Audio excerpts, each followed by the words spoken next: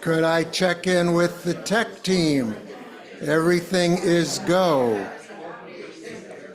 Could I likewise check in with the sanctuary? Are we all engaged and connected? I'm not sure.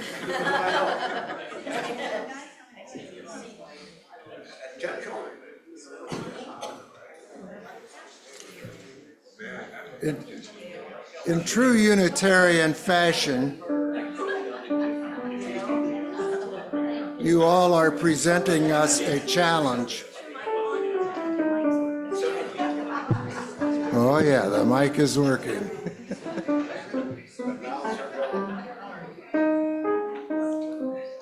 Well, it's the first time I've heard him have to step up a step.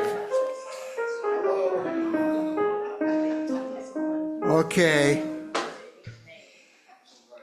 Let me welcome everyone here. Let me ask you that if you have not silenced your phone, please do so. This could be a very embarrassing service to have the ring come at a key moment. I will ring this bell, our Tibetan, excuse me, bowl to light, to invite you to relax into this common time and space. Close your eyes and listen to the sounds of the morning.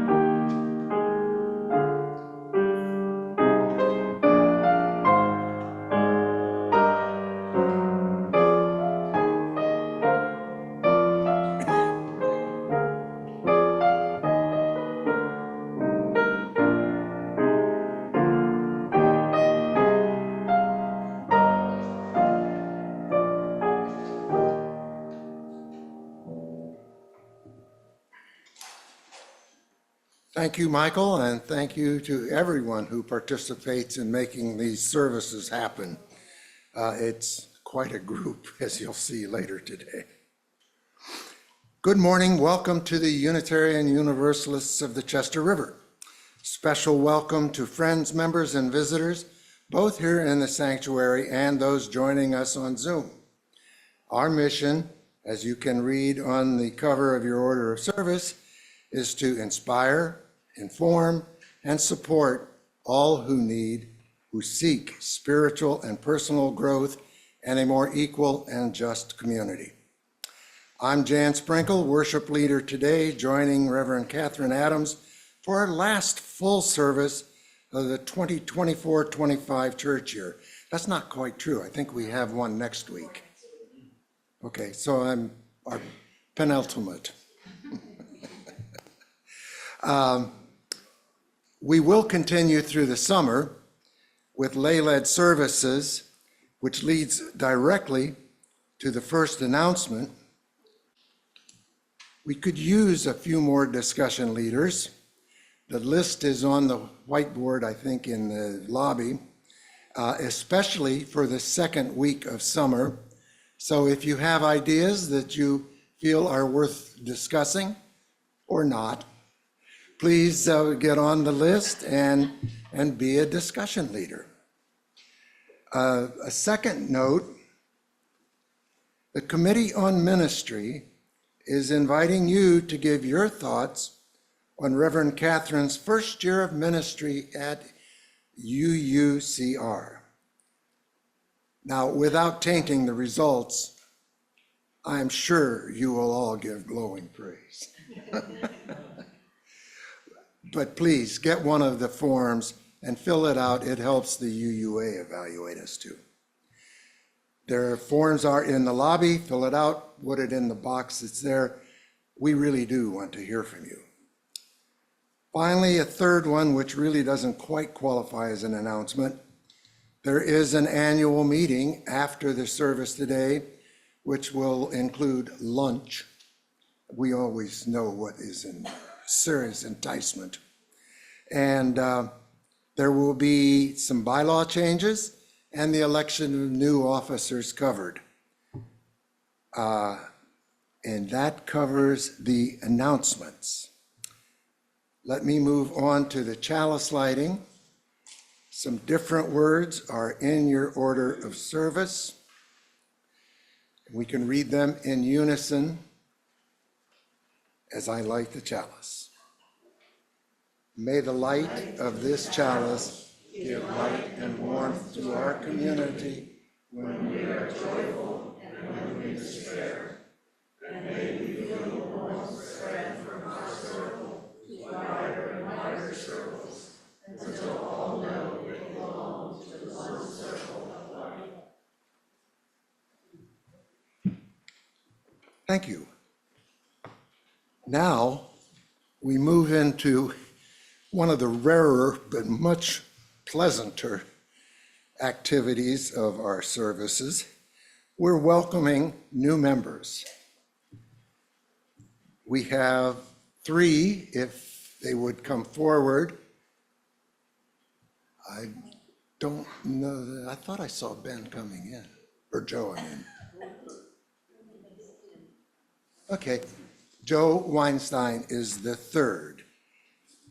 And I will turn this over to Catherine.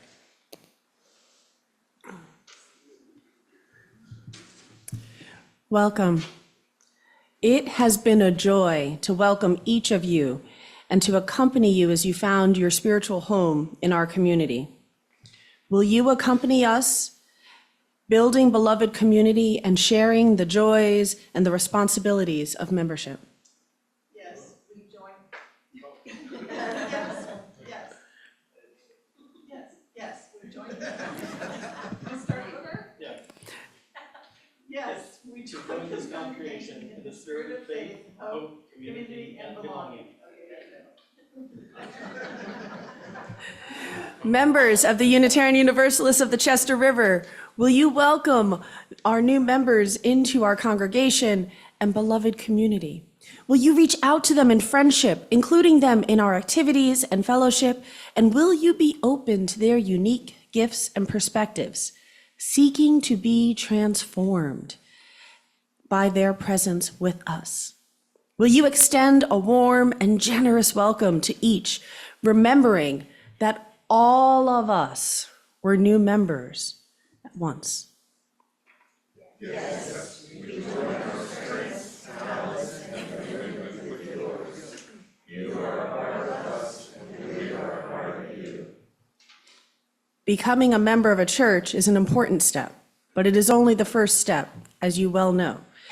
I charge you, new members, to grow your faith, and more importantly, I charge you to find and share your special gifts with us, as you have already started. Ours is a shared ministry. Each of us has a crucial role to play, and we need you. We need your energy, we need your ideas, and we invite you to give generously of yourselves to live into the belonging that brings hope, as we celebrated this year. I invite you to light a candle from our candle. Each of you brings light and vitality and renewal to our community and beyond. Each of our lights has a common source, and together we form a beacon of hope to each other and our wounded world. May your light shine brightly among us for many years. Welcome to your church home.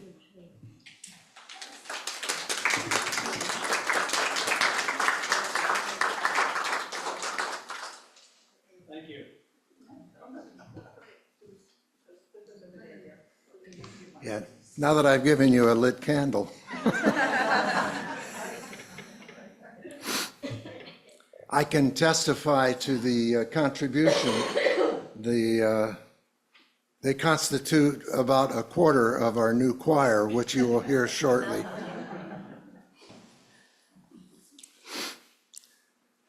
So Catherine's sermon later will speak to oneness.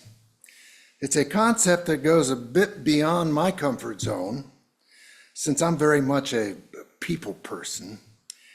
And reading from the source for this service, Sage Warrior by Valerie Kaur, I came across a verse described as the root verse from which all the rest flowed. Now, I can't completely understand these concepts, but I do see the appeal and the beauty of these lines of poetry, and Catherine has a recording of the chant before I read the English translation. Surprise you.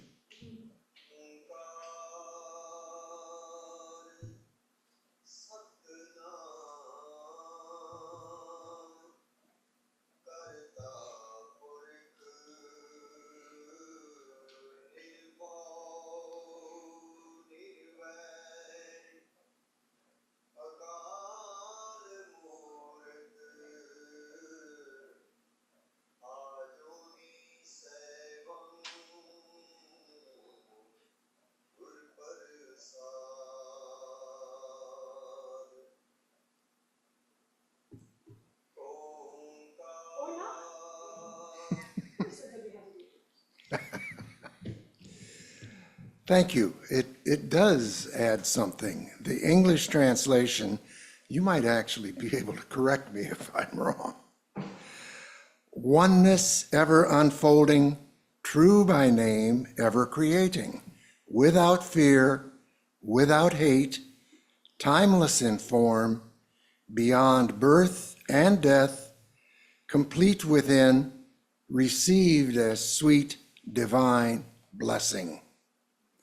Now, the text explains that there are 38 following verses which traverse all of life. I think I have a lot more reading to do, frankly. And I look forward to exploring these Sikh principles with Catherine in today's service. We now have a special gift. If Theo will come forward with his flute, another sharing of music for the day.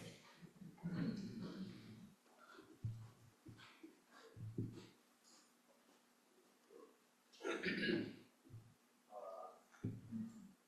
going to be performing a piece called Pan by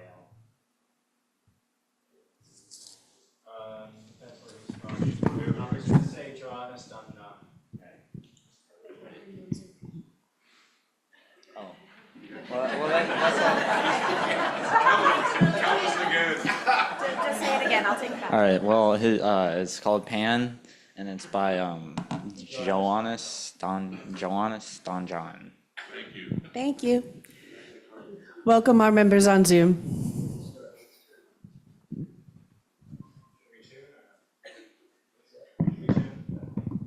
Tuning is overrated.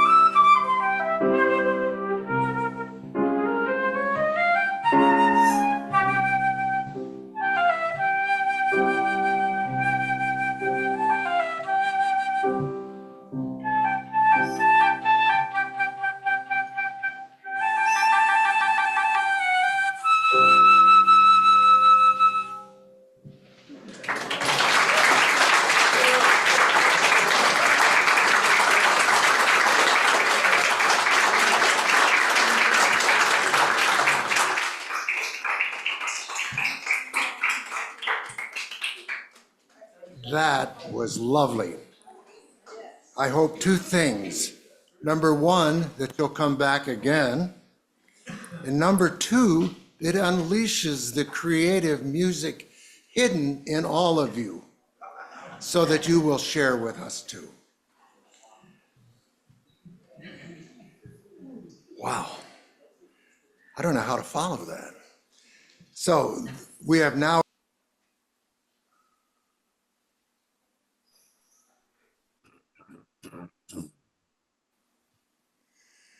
Blessed be.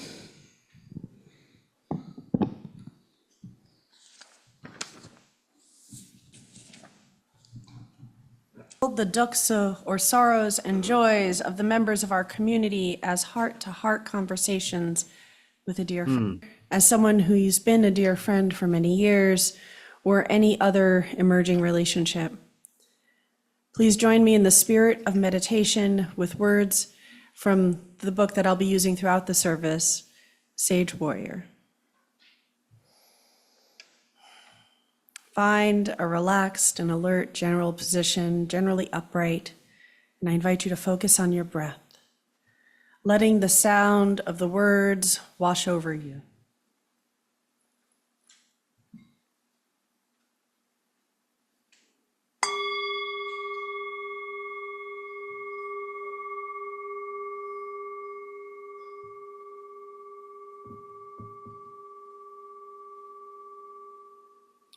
What is oneness? Ikangar. Oneness ever unfolding is the oneness that always is, whose expression is unfolding through time and space, blossoming forth in wondrous multiplicity. All of us are part of the one. There is nothing beside the one. There is nothing outside the one. When we engage in and experience the one, we enter Anand, ecstatic joy. Nothing is separate. No one and no part of us is more or less worthy.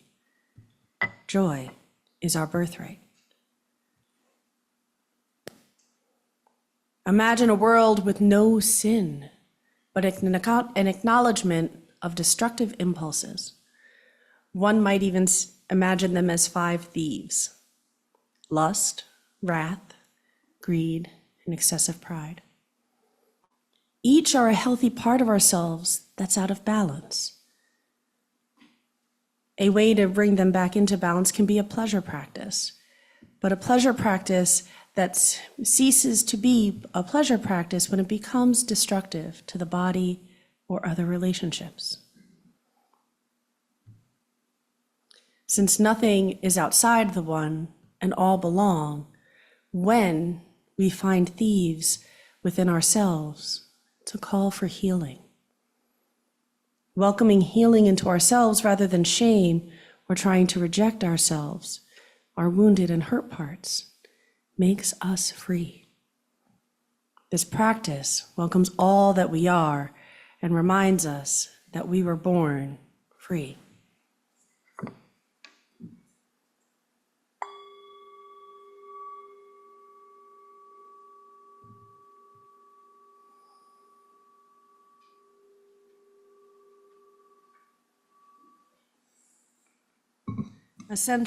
Essential oneness radiates across many traditions. The Navajo invitation to Hozo, or to walk the beauty way. The South African philosophy of Ubuntu. The Buddhist teacher Thich Nhat Hanh called it interbeing, and Martin Luther King called it the inescapable network of mutuality. Oneness is a common thread for mystics in many traditions.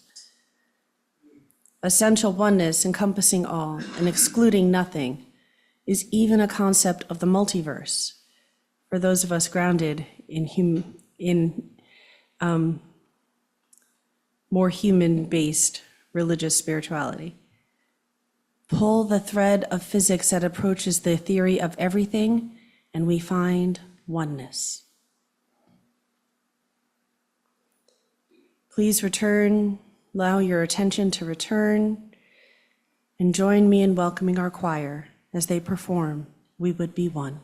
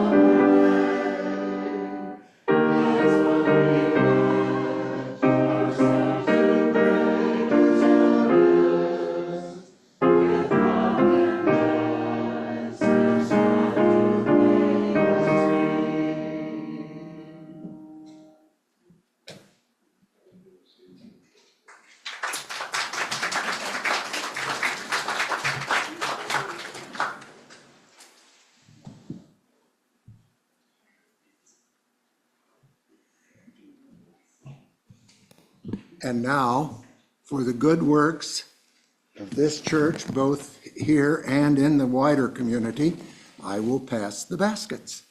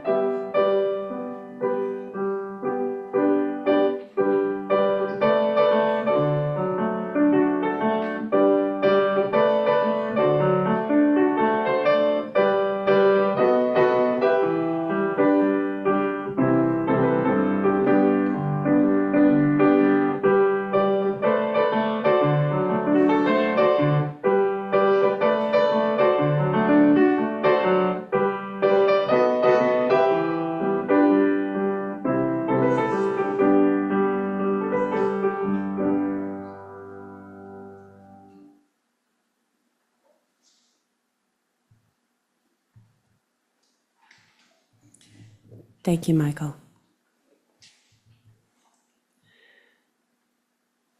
The Sikh tradition, in the Sikh is a word meaning seeker, and it comes from 14th century Punjab, the gateway to India, before the partition that created India and Pakistan and so much pain. As with so many traditions, if I were to say I'm talking about Christianity, we would expect a wide range of interpretations of that as a possibility. And so today I am speaking specifically from the text for Sage Warrior by Valerie Kaur, and there are a range of interpretations, but today will be an introduction based on that perspective. Valerie Kaur is a lawyer, an activist, an author, and has been the founder of the Revolutionary Love Movement, which is resonating across our nation, and many of my colleagues have been participating in for years. So we'll start with a story. A young high-caste Hindu boy played where travelers came through his village. He met Hindu mystics called Bhagats who honored the direct experience of the divine. He met Sufi mystics. He met people who were high caste and low. He met Muslims who practiced peace and Muslims who were part of the ruling caste and had power over others, and merchants and travelers who came through as Punjab and his village was at a crossroads, an area where many travelers came. Around the time he was 9, the ceremony came to indoctrinate young Nanak into his father's high caste. To the amazement of all, he refused the thread that would mark his status, saying, "Make compassion the cotton, contentment the thread, virtue the knot, and truth the twist. This is the sacred thread of the soul, and if you have it, put it on me. Such a thread will neither snap nor soil, get burnt or lost." That's pretty impressive for a 9-year-old. As he grew into manhood, he worked and meditated and composed verses under the bare tree of the river. One day, he went into the river to bathe, as was his daily practice, and didn't come back. The community searched for him, his body, or anything. They searched the river, they scanned all the way down, and found nothing. 3 days later, Nanak appeared, seated naked on the cremation grounds, 3 kilometers upstream from where he went into the river. He was shaking and did not speak. Covered, he returned to his family. He did not speak. He slept for days and then awoke and began giving away his worldly goods and did not speak. When confronted by the local Muslim leader, he said, "Nagu Hindu, Nagu Muslim." There is no Hindu. There is no Muslim. This wasn't a denying of the cultures or identities of the people in the community. It was a call to honor their pluralism, to wonder at our diversity within the oneness and the divine. As Nanak returned from his awakening, he was there and he was different. He had awoken to oneness. His poetry was as it had been and it was more. This was the grounding and the source of the Mool mantra that we spoke and heard earlier today. His life would change as the first guru. He journeyed far and wide, bringing poetry and music and oneness to the people. There were 10 human gurus, and they taught through beautiful poetic verse, song, and powerful wisdom. One of the founding tenets of Sikhism is gender equality. Yet, it was also grounded in a patriarchal culture. All 10 gurus were male poets and singers and served the people. Bibi Nanki, who was Guru's older sister, cared for him throughout his whole life. She was his shield. She awoke doing the work of the householder, tending the fire, caring for the children. She cared for his family and helped raise his children. Bibi Nanki was considered in some ways the first Sikh. She made earth her mother, water her father, and air her teacher.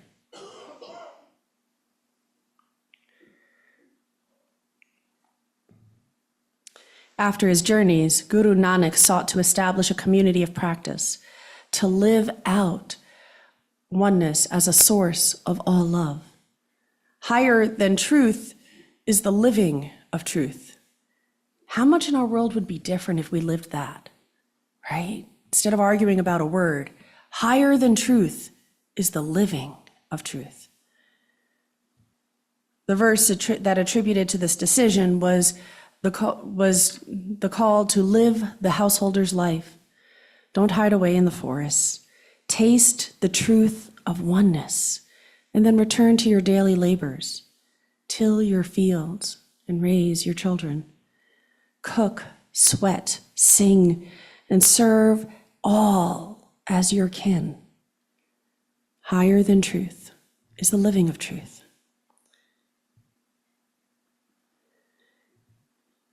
That's a powerful call when facing two dominant cultural groups, each with their own hierarchies, right? And I find that really resonating me with the world we're living in today. We have the opportunity to interact with and meet people living so differently from our own. Our whole world has become a crossroads. And we are one humanity. We have so many ways of thinking and perceiving the world. So many of them are instilled in us from our first breath. And I resonate with that sacred image, and I use sacred in the mean terms of being set apart. A call that we are one and we were born free. There is wisdom from those who faced similar problems before.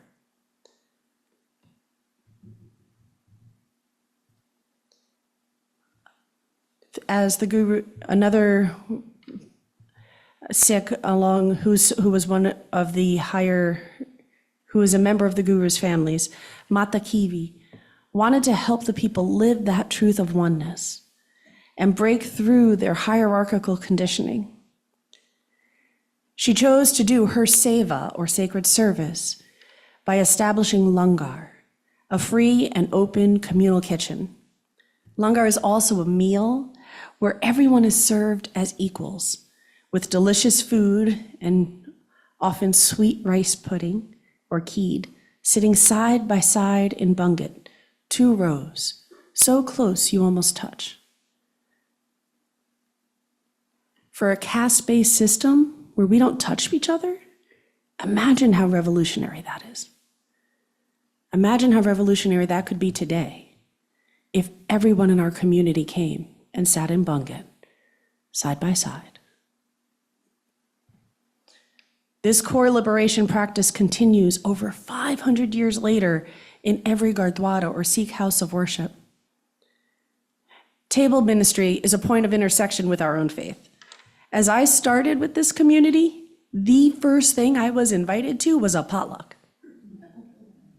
Number 1, because eating together weaves connection and relationship. With every service, there is coffee and food and our conversation afterward. It is table ministry, and it connects us to each other, and it resonates with the one. Eating is not optional. It is one experience we all share, however our lives may be different. We can eat in a way that connects us deeply to the oneness or not. So let's practice. But before I do this, because I realized after I had this really brilliant idea that I didn't know if there was anybody with strawberry allergies who I might be causing harm. So, is there any reason I should not pass the strawberries around that would cause anyone harm? If you don't like strawberries, you don't have to participate. But if I don't want to cause anyone to have, anaphylaxis is bad. How to ruin a service. I see no indication, so thank you. I invite you to take 1 or 2. If it's a big berry and you only want to take a bite for the first part and then finish it on the second, 1's fine. If it's a small berry, you want to take 2, rock on, go you.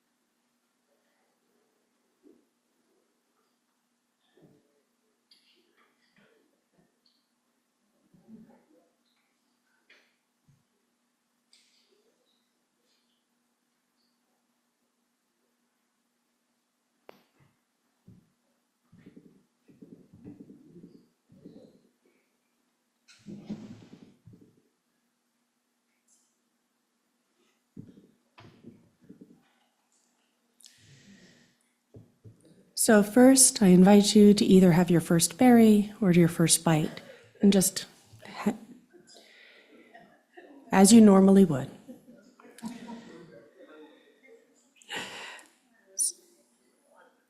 So for the second, I'm going to invite you to come on a journey with me. Look at the berry. Imagine where it grew, the sun, the water, the soil.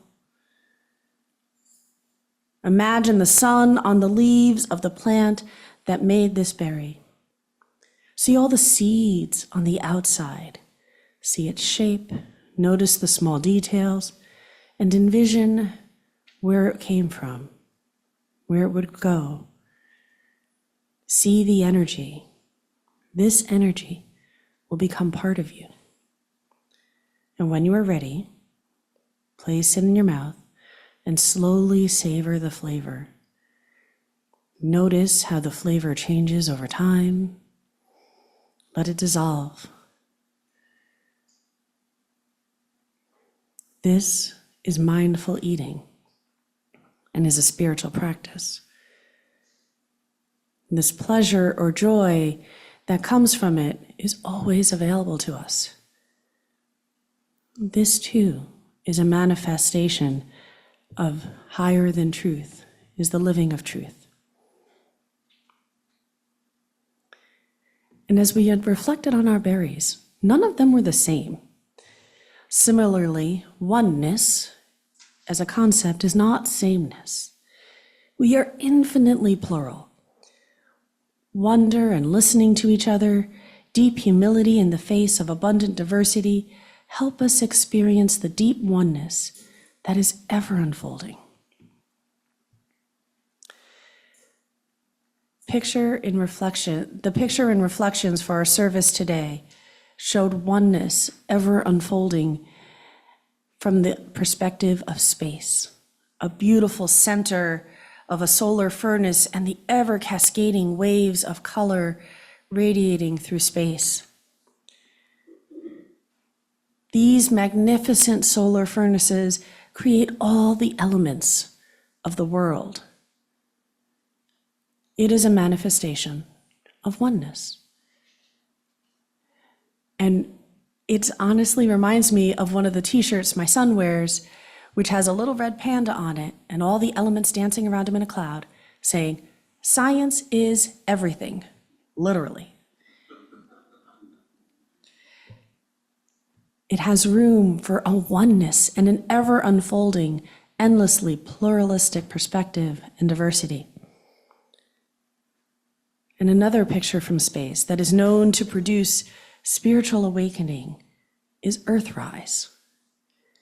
That little blue dot where we all live when seen from the moon. All life that we know is there. Oneness.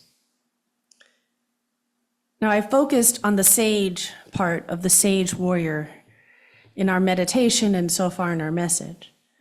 The sage loves, the warrior acts. But the warrior doesn't act from wound or from harm, in anger or revenge, but grounded in love. The first 4 gurus led their community through with the blessing and support of the ruling Mughal emperor. He even came and sat with langar for them. Can you imagine an emperor coming and sitting down with everyone and touching? That's huge. Upon his death and the battle for succession, war and oppression came for the community.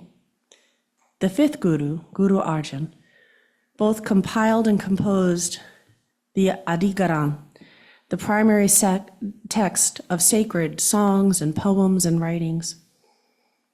Guru Arjan was killed by the ascending Mughal emperor for treason, in part for giving solace to the emperor's son, who was his opponent for the throne, and in part for being a sanctuary for all people where they could come together. This open generosity is part of living the truth of oneness ever unfolding.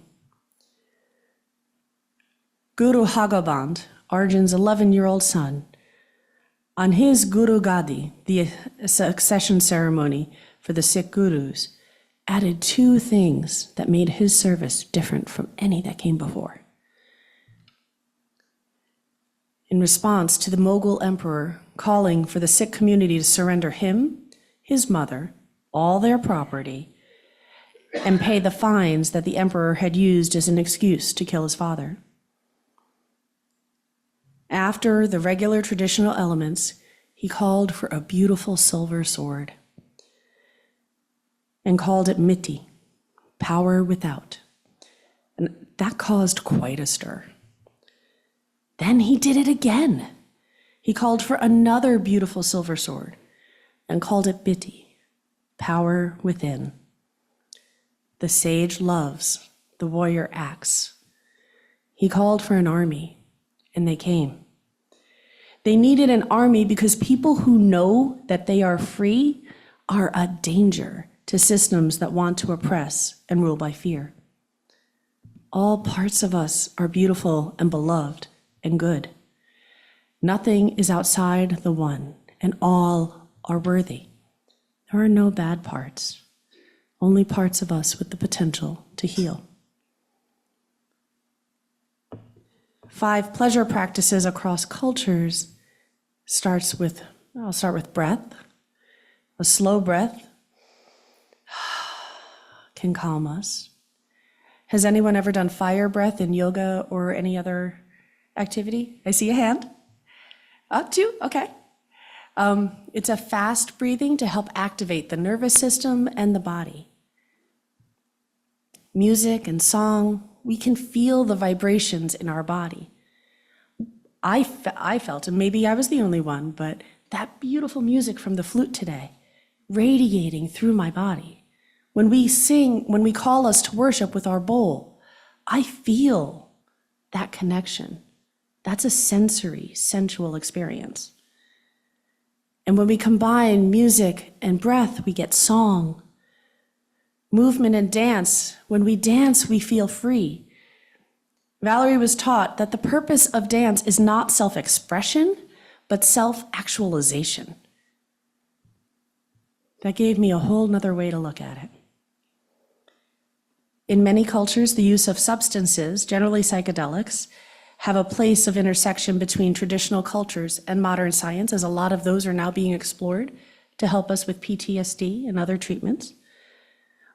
And I love the invitation to make that even broader. Substances could include anything we take into our body. I've definitely had a cup of coffee and felt more alert.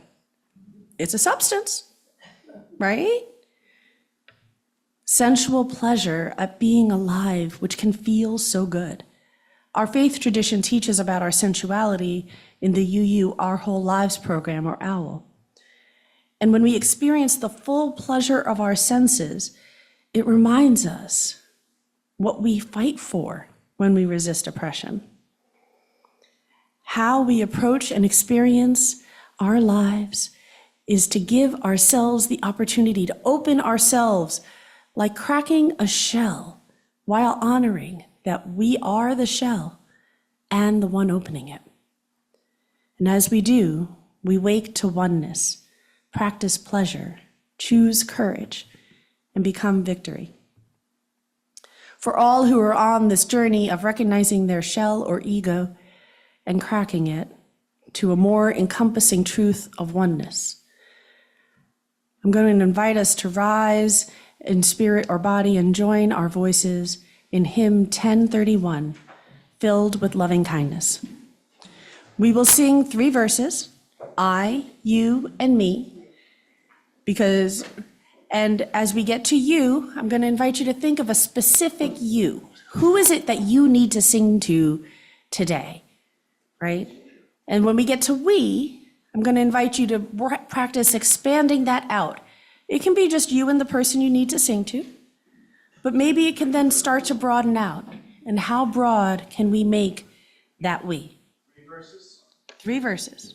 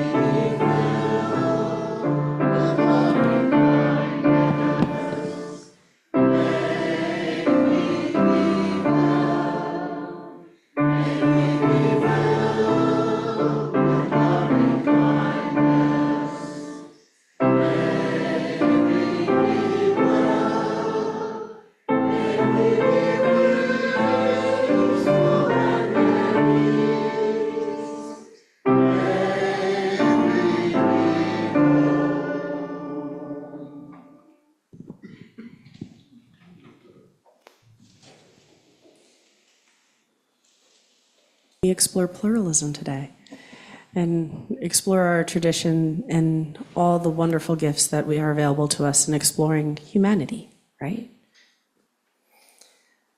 So I'll flow into my closing words. Let us go forth with our calm and open hearts, make peace and grow in wholeness, live with integrity and reciprocity, with the spirit of life within ourselves and all living things, being fully present to each moment of this one wild, wonderful, beautiful life.